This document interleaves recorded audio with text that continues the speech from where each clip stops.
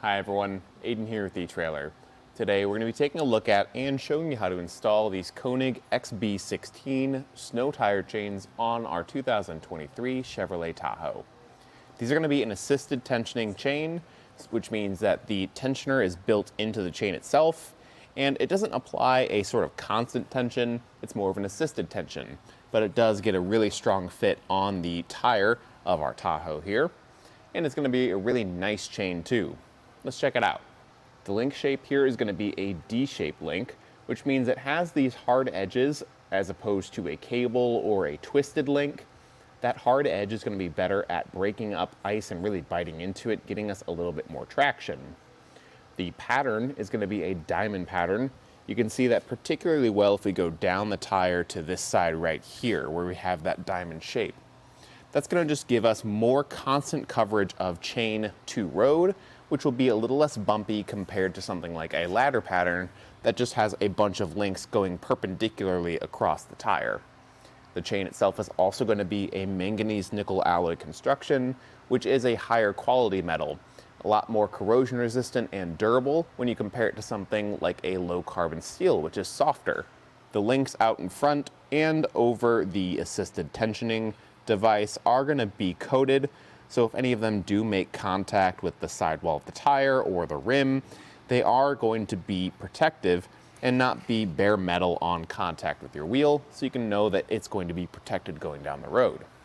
These tire chains do come with a really nice carrying case. It's a hard shell plastic that's strong, durable, it's going to hold up well over time, and the chains fit back inside really easily.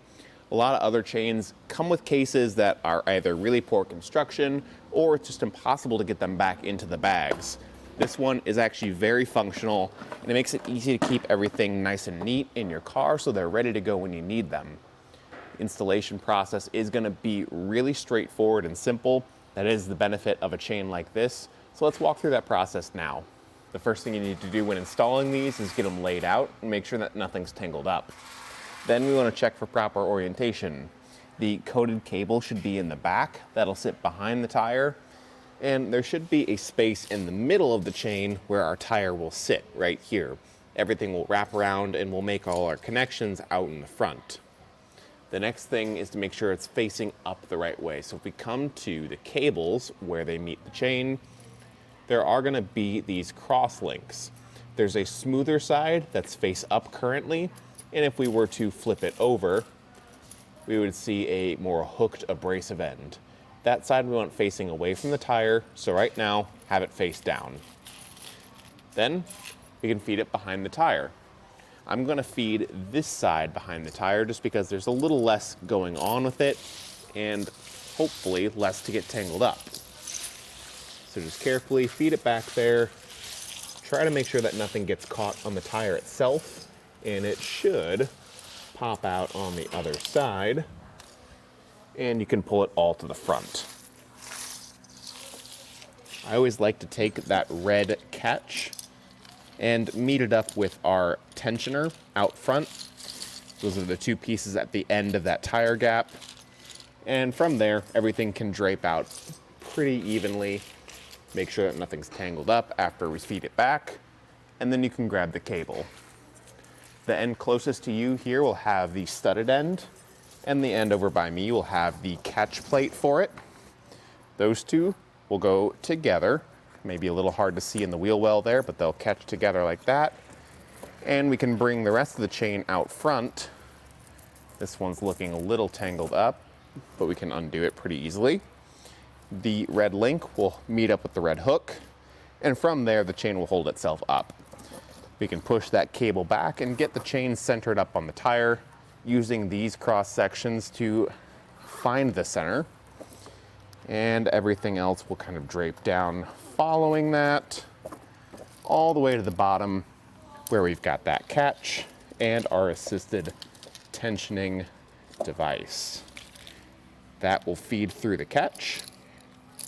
And as we pull it tight, that will apply tension on the tire. Right there's looking pretty good. At this point, I'm going to feed it through one of these red links, but it is looking pretty snug. Like we might not even need to do that at all. So what I'll do is just pull it across to the chain right there, or potentially even up by our hook right here if I can reach it. Right there's probably looking like our best bet if I can get it hooked.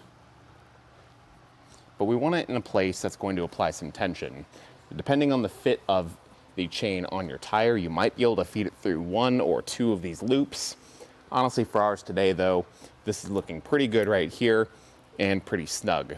At this point, you want to install the other side, drive forward a few times, and come out and check on them. If nothing's adjusted or shifted on the tire too much and they're still snug, then you're ready to hit the road. If things have loosened up, you can make some tightening adjustments. Mainly up here at the top, we can maybe hook this red hook onto a further length to tighten it up. Otherwise though, we're ready to hit the road. Thanks for watching.